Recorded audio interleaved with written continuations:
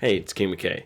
I just finished watching episode 9 of Game of Thrones, and I thought it was really good for an episode 9, because episode 9 really has these dark, dangerous themes of them, of death, destruction, violence, and heartbreak, and it had all of those. We got to see the mindsets of Jon and Sansa and other characters, and reevaluate how we saw them as people. And that's really going to help us understand what's happening next episode, which will link us into this preview breakdown. Are you prepared to stand trial and profess your guilt or innocence before the Seven? Okay, so straight off, we're going into the King's Landing, full swing. We've got Loras's trial, and the dynamic that we've had in King's Landing is absolutely brilliant. We've had it for ages. We've got awesome characters like Cersei, who are slowly molding through their plans and their psychotics, getting betrayed. You got the amazing, scheming High Sparrow. You got Marjorie, who's like kind of double agenting, and all going to come together. Their plans, their actions, and their motives, and what they do and do not know should come out next episode in a grand finale that should impress us all, I really hope. Now, I don't know if we're going to be able to see King's Landing burn down this episode or be into next season. I feel like they might push into next season because they won't have enough time to fully develop it. But if Tommen dies this episode, expect it to burn down. If he dies at the very end of the episode, then it might happen next season. Now, I read a lot of you guys' comments in my last review and breakdown, and it was quite interesting to hear your opinions on King's Landing. A lot of you guys thought that, well, the mission that Varys was in on was to come to King's Landing and he was going to kill off some of the main characters, maybe like Tommen, the High Sparrow, I don't know. He's kind of setting up for Daenerys to end up being in King's Landing. We need to trust each other. We have so many enemies now. Okay, so right here we get this beautiful shot of what I think is a white raven. Now, white ravens are trained birds from the Citadel that are stronger, faster, bigger than other normal ravens, and they're normally only used for very important messages like announcing winter. Now, this could be from King's Landing about an important message, what's going down there, but I have the bigger hope that it could be Samwell Tarly. He's in a bit of trouble at the moment. He doesn't really know where to go. He's kind of outlandish, and he could have found out about Jon Snow and this battle and stuff, has sent word to him about where he's at, what the situation he's doing, if he's coming back or not, so I don't know. It's going to be really interesting to see the kind of information we get relayed from that. Now remember, I'm just guessing completely wildly out of nowhere if it's Sam or not, because I just think Citadel Bird could be Sam. But if you guys think it's another letter from someone else, then just put it in the comment section below, because I would really interested to know what this bird is, because it has to be an important letter because it's a white raven, and it's going to really be something that could be either a really cool plotline for Season 7, or something to wrap up for Season 6. Or it could be Robin's bird, but that's just boring. Okay, so we get this little meeting between Sansa and Jon, and they're kind of reconciling. Like, Jon was like, why didn't you tell me there was a Vale army coming? Did you not share this information with me? This is Littlefinger, this guy betrayed me. So there's going to be a lot of conversation around that, on who can trust who and stuff like that. I feel like they really need to bond together. They need to work together well to be able to succeed, because they've got a lot of enemies, as they say, and they have to deal with them, otherwise they're going to die. And now Sansa fully doesn't trust Jon that much, and Jon's kind of a bit nervous of what she does. He doesn't know what Sansa's like, or what kind of experience she has, and he's already let her down by not listening to her advice, which led to deaths of tons and tons of people in a terrible scenario that we saw in episode 9. It's funny, we finally get this staff reunion. It's like the most unlikely, unconnected, and non-family like. They had to work so hard together because they were not the kind of people you'd think they would have to link up in the end, but they are. The Freys and the Lannisters send their regards. So we get this shot that we had in the trailer a little bit, where they show the Lannister soldiers and stuff, and the twins kind of celebrating their victory at Riverrun. Personally, if I was Jaime, I would not be relaxing like that. The last time they had a really big feast in that hall with some allies of theirs didn't turn out so well. Now with the Riverrun storyline, we've had a few reminders about Walder Frey and his age and stuff like that. So a lot of people were like, oh come on, Arya has to come back and kill Walder Frey. It'd be so fulfilling. But I don't know if they're going to do a kind of time jump for her to come here or not.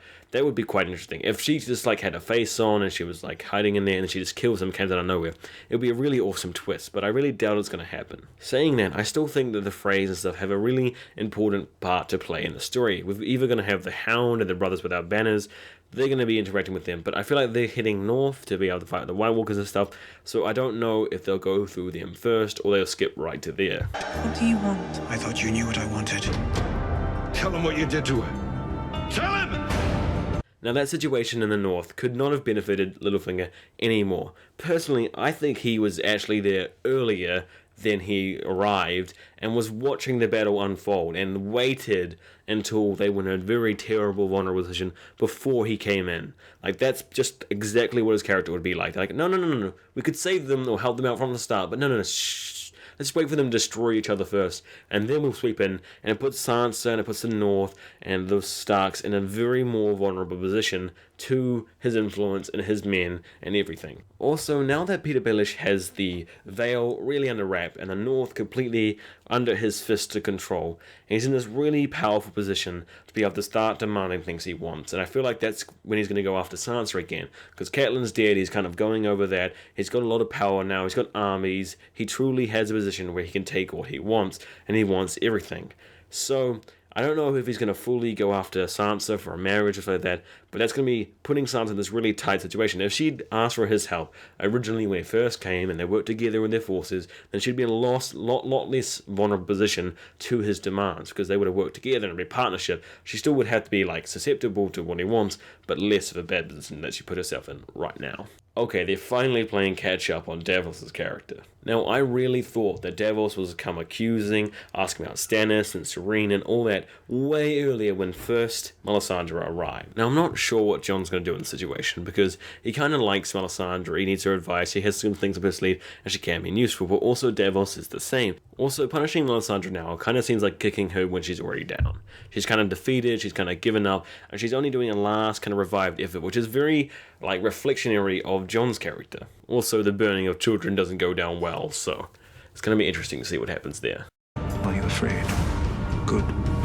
You're in the great game now. And the great game is terrifying.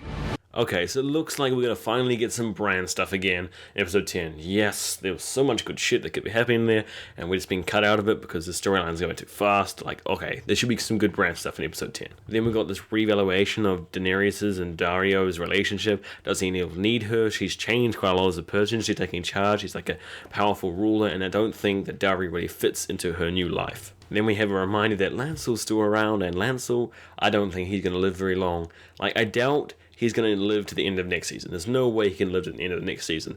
But I don't know if they're going to kill him off this episode. It would be really nice to see him get killed off. That smug wiped off his face and shit like that. But I feel like he may be on the hit list for Varys if Varys did come to King's Landing to kill off some people. On a scale of 1 to fuck Lancel, what would you choose? Okay, so we finally get that dialogue we got from the trailer. You're in the great game now, and the great game is terrifying. Now, we know as a viewer with this kind of like third-person removed view of everything that the White Walkers and this threat to humanity is probably more important than the squabbles of men. But Daenerys is way apart from that storyline, and she's going to come in with these huge different cultures, the Dothraki, dragons, and Sullied, Marine, free fighters, and everything, and kind of just break up the atmosphere we have in Westeros. And what we see so far with the Dothraki and how Tyrion's mentioned him, Tyrion knows about the Dothraki and his army and stuff, and he hasn't flipped out about, oh my god, don't bring a Dothraki army into Westeros because it's going to rape and kill everyone. So I feel like they may be able to give Daenerys the position where she can control the Dothraki. I don't know how that would be really feasibly possible, but the show may do it. And it's going to be really, really interesting to see how much influence their old culture will have on the new way that she's trying to press on everyone. It might be like that situation we had with Yara in episode 9, where she's kind of like, no more reaving and raping, but that's our way. It's like, not anymore. Like, she shook the hand because she needs Daenerys, she needs her support, and she wants to be part of that new life, so she'll give up the old for it. And that's it. That's episode 10, season 6. And that's the finale. That's what we're going to get, boys.